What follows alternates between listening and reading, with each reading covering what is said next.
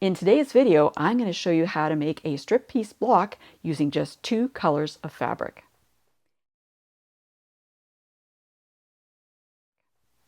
Hi, I'm Kim Jamison Hurst of Chatterbox Quilts, and today we're going to be making this block. And while I'm using red and white strips in this particular example, you can choose whatever colors you want to use, but you're going to be limited to just 2 colors, one of which should be a neutral like the white in this block. And the reason that this block is so effective is because you'll be able to create all kinds of different designs with it simply by rotating these blocks after you've made them. So let's talk about what we need to make this 2-color strip pieced block. We need 2 different colors of fabric. Okay, that was probably kind of obvious, right? But let's make sure we've got what we need. So I am going to be using white fabric alternating with red fabric. So I want to make sure I've got enough fabric to cover my foundation, which is 6.5 inches. So I'm going to start with my white piece in the center, and then I'm going to be alternating, adding some red.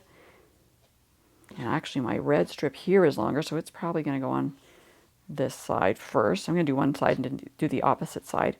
And then I've got another white strip. And I got to say, it's hard to tell which is the right and the wrong side on this particular fabric. And then on the other side, we will put this fabric, the red. So we're just alternating back and forth between the white and the red. Now the red does not need to be, and I can either use this on the corner or this one, depending on how much is taken up with my seams as I go along. I want to make sure I'm going to cover that corner. But what I was going to say is you'll notice that the red strips are different widths. The white strips are the same width. They don't have to be, but that's just how I want to make my particular block. So you can change it and have the white strips different widths as well as the red, or you can have them all the same widths if you want. But I always suggest that you actually have different widths, at least in the red fabrics here, to make the block more interesting.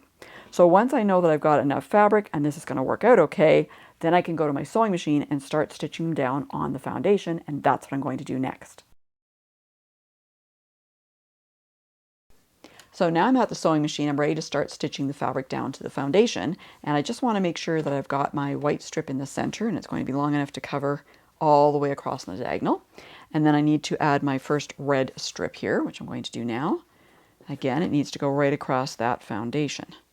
There we go, and I'm just going to sew them together with a 1/4 inch seam.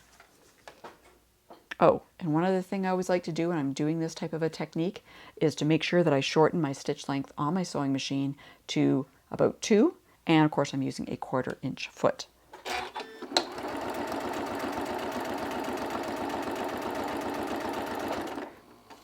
And you can always double check as you go along, make sure that you're just where you want that strip to be, kind of coming through that corner there, or close to it anyway, as we go along.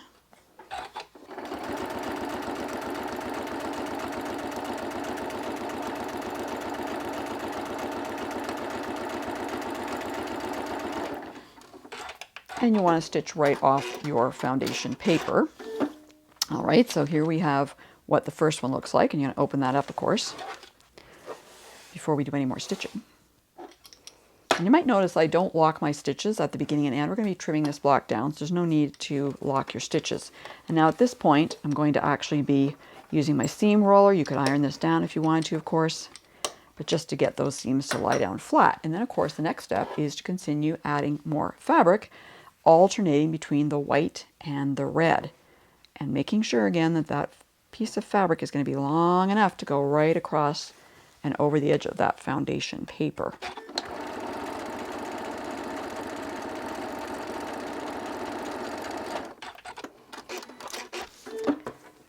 Okay, this is working up pretty quickly because of the width of my strips here. When you have wider strips, it doesn't take as long to make the block, right?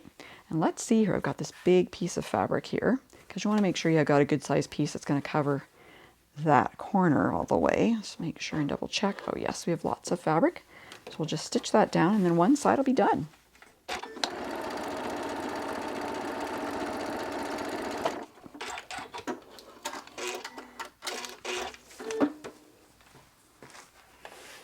All right.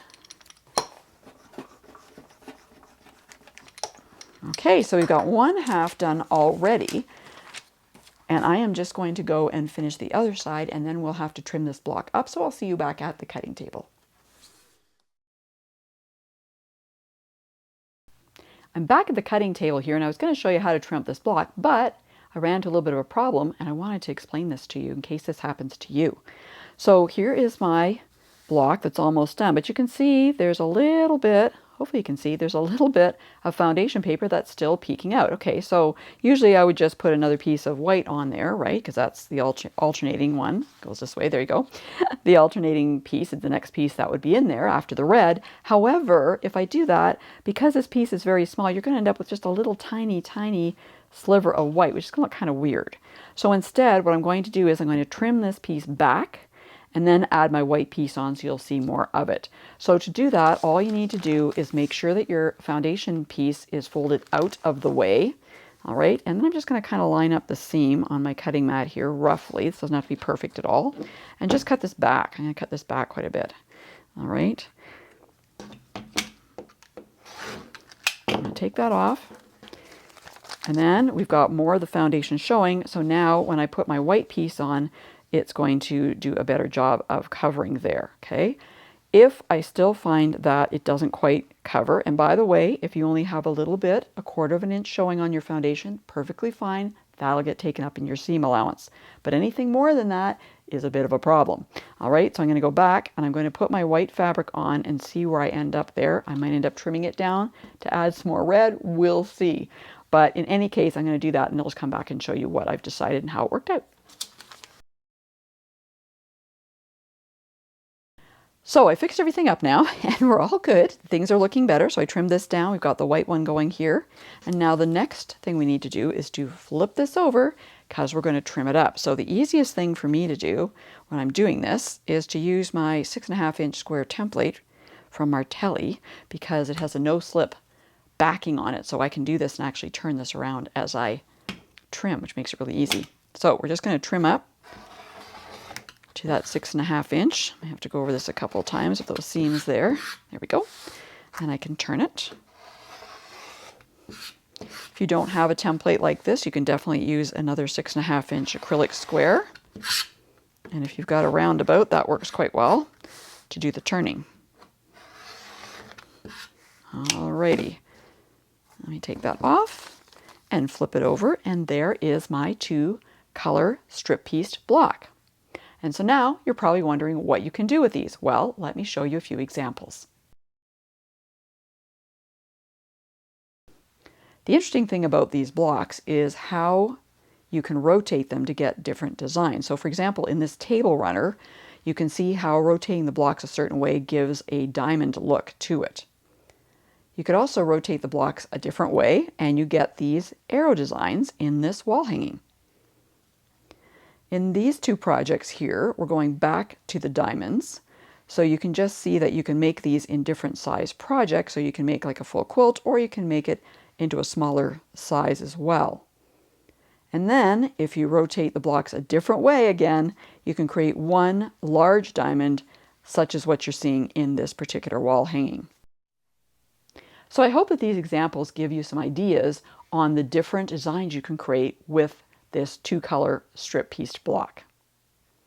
Thanks so much for watching today. If you like this video, please give it a thumbs up and be sure to share it with your quilting friends. Remember to subscribe and hit the bell so you'll be notified the next time I release a new video. And before you go, check out these videos that I've loaded up just for you on this same technique. Let's keep hitting this thing.